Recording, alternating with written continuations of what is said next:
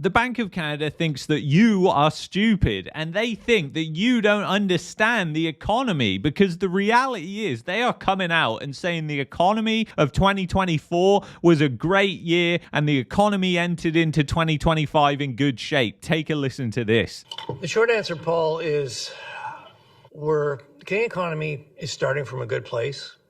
The Canadian economy started the year in good shape. And it's not just Tiff McClem saying it. Even Caroline Rogers, who's probably going to be the next Bank of Canada governor, who's getting paid unbelievable sums of money to sit there and dictate monetary policy in a way that is both esoteric and stupid. When you look at their past actions, they just haven't had a clue what they're doing, and they continue to not have a clue what they're doing. Take a listen to Caroline Rogers. I mean, the one thing I would say is, just like the economy came into this tariff mess in a pretty good place, our financial system is entering this in a good place. Our financial institutions are well capitalized. They have some room to absorb this kind of volatility. So both of them are saying the economy is in good shape, when you and I know well that the economy is in a terrible state. It is in a silent depression right now. Food bank lines stretch for miles and miles and miles. More and more Canadians are having to go to food banks because food inflation just keeps rising and rising and rising. And this Bank of Canada is saying that price stability is their main objective. It's their main goal. But the reality is, when you look into the Canadian silent depression, everything is getting worse and worse and worse. And even by Tiff McClem's words, if you take a listen to what he describes as a scenario 2 in his 2-scenario analysis for the tariffs, you'll see that he accidentally describes Canada in 2024. Take a listen to this. The economy is very weak. The economy is in a year-long recession in scenario 2, and that is creating quite a bit of downward pressure on inflation. So yes, inflation goes up temporarily, but it does come down. So even though that was his second scenario of what could happen with the tariffs, what he actually did was just describe what happened in 2024. And get a load of this. The Bank of Canada even expects unemployment to rise, and they expect the housing market to decline as well. Take a listen to his words here. The impact of tariffs and uncertainty has largely affected what I would call prospective indicators. So these would be things like financial markets that look forward. They are things like consumer sentiment, business sentiment, and expectations of inflation. We're starting to see some impacts in the real data. You can see it.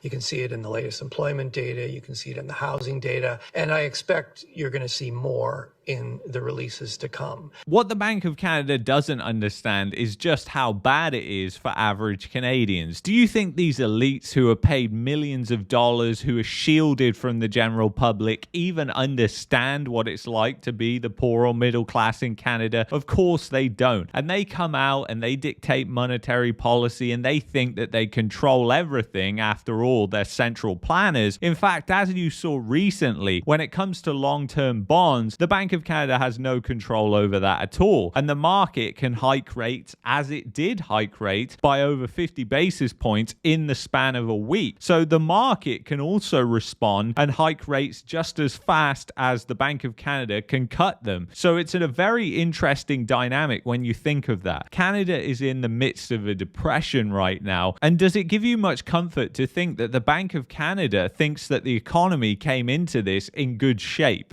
The Canadian economy started the year in good shape. Just like the economy came into this tariff mess in a pretty good place. The reality is it came into this in a recession, and it is heading into a depression. The literal size of government has exploded over the past 5 years to try and cover up the gaping hole left from the pandemic, from the economic shutdowns that happened. There's no easy solution to fix the broken economy in Canada, because the reality is so much malinvestment has happened over the past 4 to 5 years. When you look at the housing mania that you saw, when you look at government spending and how much of that money was wasted, when you look at what happened with the immigration bubble and how that just made a bad situation even worse with the cost of living and inflation and the fact that the economy couldn't keep pace with it, it just turned a bad situation into an outright disaster and a silent depression. And the reality is, most people here on YouTube, they will sugarcoat sugarcoat things and tell you it's all going to be okay and you can just continue piling on that debt up to your eyeballs until you're in bankruptcy. When you look at the debt levels in Canada, the deleveraging has already begun and the credit crunch is already starting, with banks tightening up lending and credit conditions are already starting to change. And you can already see that Canadians are betting on interest rates coming down, with even the Bank of Canada's data showing that more and more Canadians are opting to variable rate mortgages, despite what we've just seen over the past 5 years with the whiplash in interest rates. People continue to go and take out these variable rate mortgages because they're doing it out of pure desperation. As more and more people renew their mortgage in 2025, more and more people will lose their home. The answer isn't just pile on more debt or try and cover over the fact that Canada had a massive debt problem and that debt problem caused a massive housing bubble. You have to try and build an economy where you're attracting investment into the right areas and into the right places, instead of attracting massive malinvestment into things like the housing bubble or even the government and the establishment as a way to wash cash and move money. One thing is certain right now, and that is the downward pressure on the Canadian economy is continuing. And the fact is, if you look at the per capita GDP recession now that has been ongoing since 2022, people's standard of living has been dropping despite what they tell you Donald Trump and the tariffs have done. The Canadian standard of living has been tanking for a long time, and people need to stop believing these lies that are being told by politicians.